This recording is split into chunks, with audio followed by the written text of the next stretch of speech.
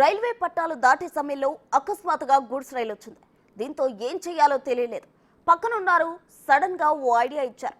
పట్టాల మధ్య పడుకోమని చెప్పారు.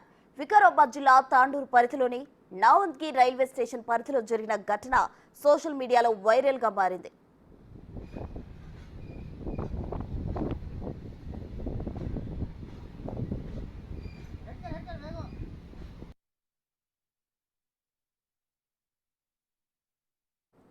రైల్వే స్టేషన్ సమీపంలో టాకీతాండాకు చెందిన ఓ మహిళ పట్టాలు దాటే ప్రయత్నం చేస్తుండగా వేగంగా వచ్చిన ఓ గూడ్స్ రైలు అటుగా వచ్చింది. వెంటనే రైలు పట్టాల మధ్య పడుకుంది.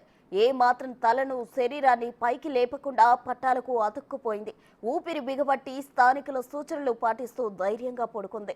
రైలు మీద నుంచి పూర్తిగా వెళ్లేంత వరకు అలాగే పడుకుంది. రైలు వెళ్లిపోయిన తర్వాత ప్రాణాలతో సేఫ్ గా బయటపడింది. ఈ సంఘటన స్థానికులు వీడియో తీయగా అది నెట్టింట్లో హల్చల్ గా మారింది.